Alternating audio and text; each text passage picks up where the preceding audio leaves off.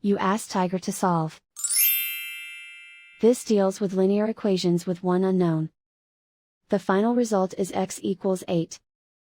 Let's solve it step by step. Group all constants on the right side of the equation. Add 2 to both sides. Simplify the arithmetic.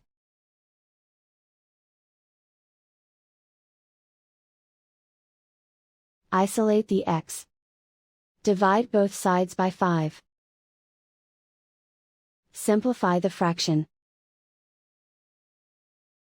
Find the greatest common factor of the numerator and denominator. Factor out and cancel the greatest common factor.